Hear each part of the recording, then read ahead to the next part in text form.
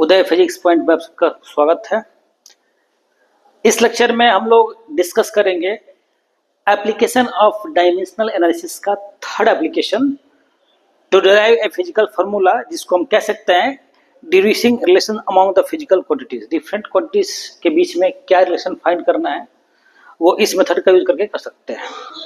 और इसमें एक चीज और हम सीखेंगे इसी वीडियो में कि what are the limitations of dimensional analysis. Dimensional analysis के क्या क्या लिमिटेशंस है। तो सबसे पहले हम जानेंगे कि how to derive a physical formula. तो इसको डिराइव करने के लिए क्या क्या सहारा लेते हैं देख लेते हैं। Using the principle of homogeneity. Principle of homogeneity क्या कहता है? Only that physical formula is correct in which the each term of equation on both sides are same.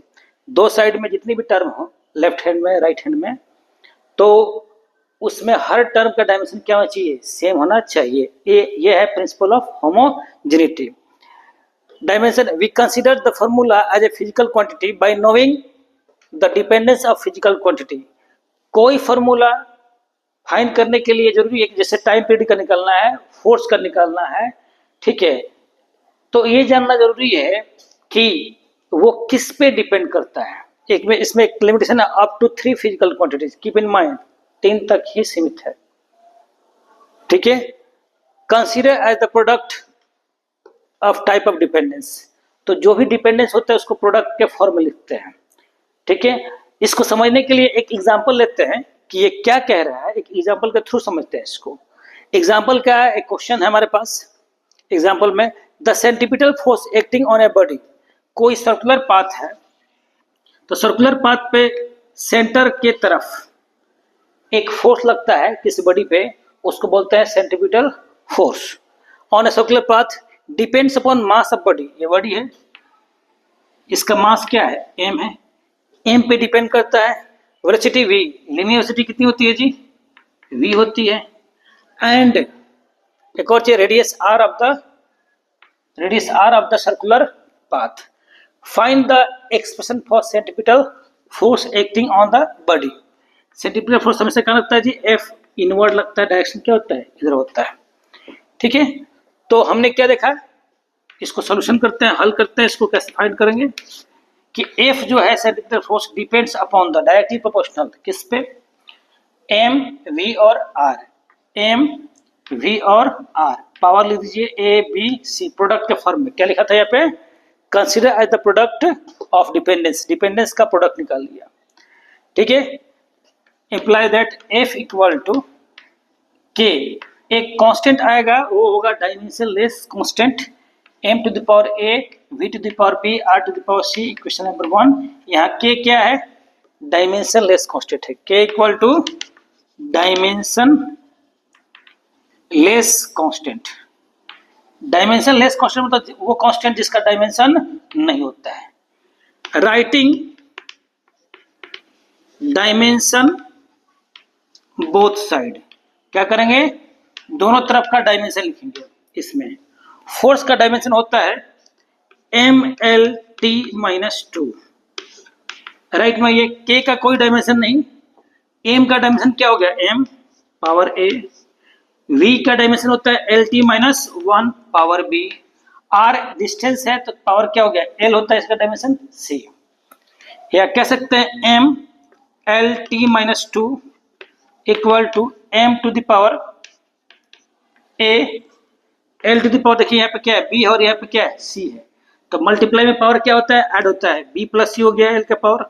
T minus 1 है, यहाँ पे B है, तो क्या हो गया? माइनस B, ठीक है। Using principle of homogeneity, homogeneity. देखिए प्रिंसिपल ऑफ होमोजेनिटी में देखिए m to the power a है, यहाँ पे m टू द पावर 1 है। l to the power b plus c है, यहाँ पे क्या है? 1 है। यहाँ पे t पावर माइनस 2 है, यहाँ पे क्या है? माइनस b है। तो a जो होगा किसके बराबर हो गया? a इक्वल टू हो गया 1, ठीक है। अब देखिए माइनस b है, माइनस 2 है, तो b कितना हो गया? Minus b equal to minus 2, यानी कि b जो हो गया वो किसके बराबर हो गया? 2 के इक्वल हो गया। बी प्लस सी किसके बराबर है? 1 के बराबर है। B plus C equal to 1, तो सी कितना होगा? 1 माइनस बी, यानी 1 माइनस बी कितना हमारे पास 2 है, यानी कि -1। सी की वैल्यू कितना आ गया? 1। और के जो होता है वो 1 होता है experimentally,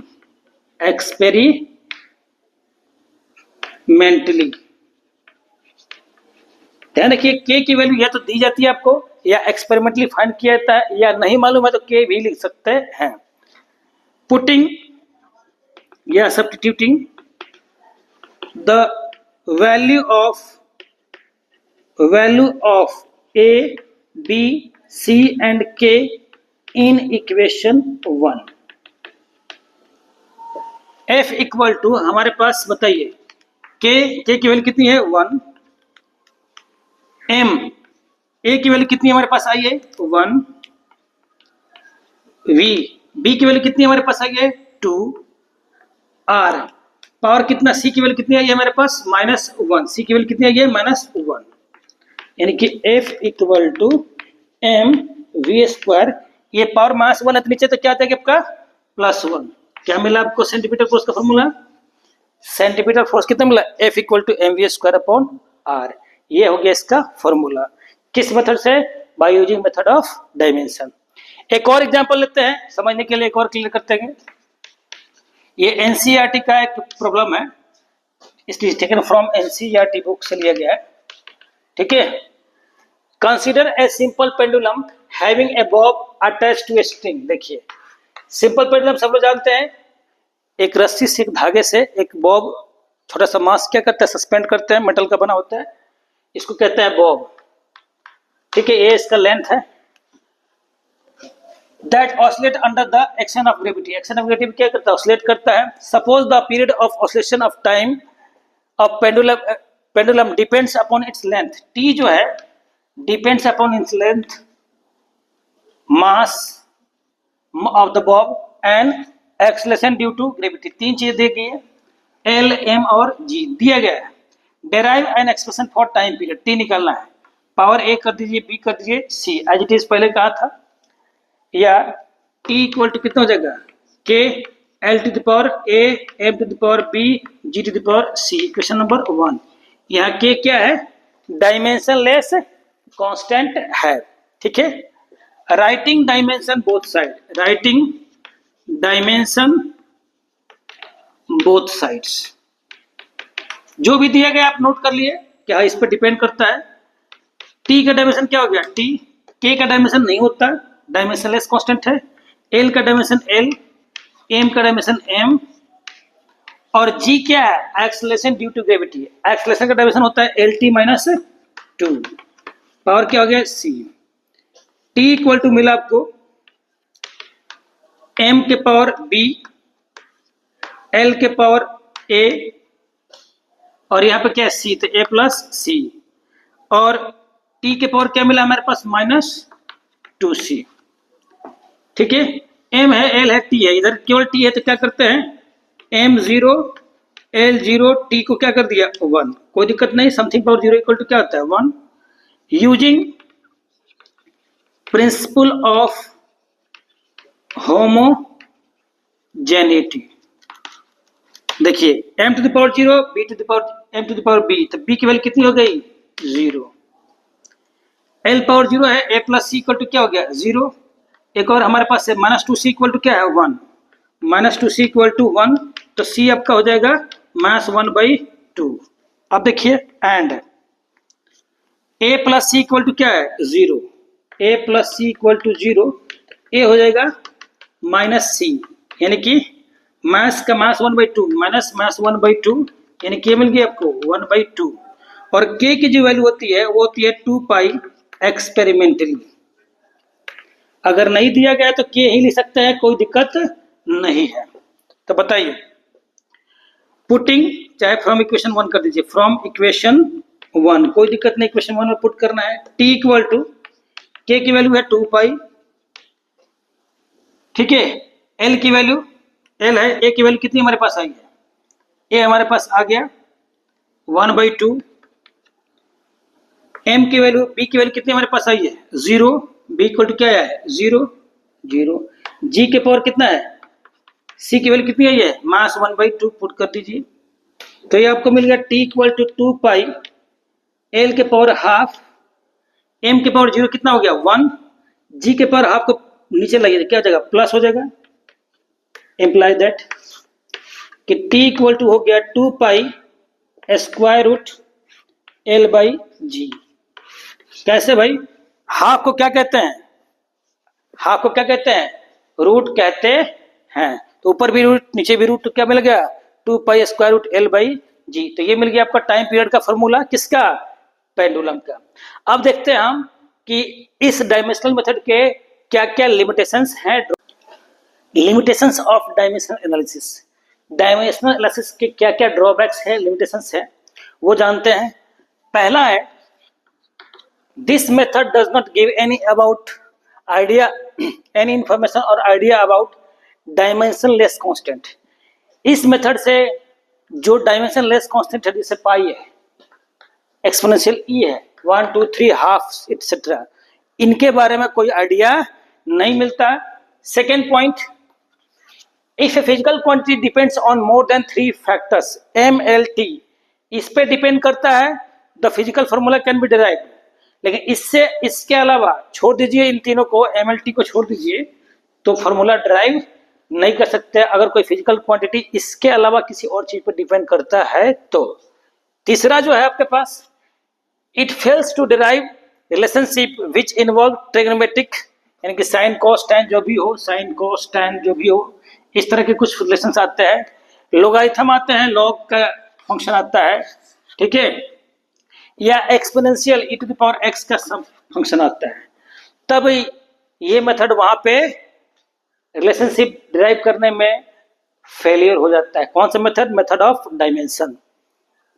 fourth point, this method can not be used to derive exact form of relations when it contains more than one term any side either LHS और RHS। देखिए जैसे v equal to u plus AT, example देता हूं आपको, u plus AT है हमारे पास, left में एक टर्म है, राइट में 2 टर्म है, इसको हम करेक्टनेस, इसका करेक्टनेस पता कर सकते हैं, दिस फार्मूला इज करेक्ट और not by method of dimension हम पता कर सकते हैं, लेकिन इसको डिराइव नहीं कर सकते। जैसे s equal to UT plus half AT square, इसको हम पता कर सकते हैं कि करेक्ट है या नहीं, लेकिन इसको हम डिराइव नहीं कर सकते, ठीक है। फिफ्थ प्रॉब्लम जो आपका है, देखिए fifth point, sorry, it gives no idea whether a physical quantity is a scalar और वेक्टर। इससे हमें ये पता नहीं चलता कि जो फिजिकल क्वांटिटी है वो स्केलर है या वेक्टर है। और आखिरी और लास्ट पॉइंट है, this method can become more complex when dimensional constants G है, universal gravitational constant, R gas constant, H Planck constant, K भी बोल्ट्जमैन कांस्टेंट, ये सारे ऐसे कांस्टेंट हैं जिनका डायमेंशन होता है। अगर ये इन्वॉल्व होते हैं रिलेशन में तब वहां ये कॉम्प्लेक्स हो जाता है, ड्राइव करना मुश्किल हो जाता है, ठीक है। Dimensional constant and dimension less constant में क्या डिफरेंस है, डायमेंशनल कांस्टेंट में डायमेंशन होता है, कांस्टेंट का डायमेंशन होता है जैसे ये, और डायमेंशन लेस मतलब देखिए वो है उसका डायमेंशन नहीं होता है, ठीक है। तो अब तक हमने क्या सीखा, डायमेंशनल एनालिसिस का यूज, ठीक है, 3 यूज समझ लिए, और उसके बाद उसके ड्रॉबैक्स क्या है वो समझ लिए। नेक्स्ट लेक्चर में पढ़ाएंगे हम लोग नेक्स्ट टॉपिक।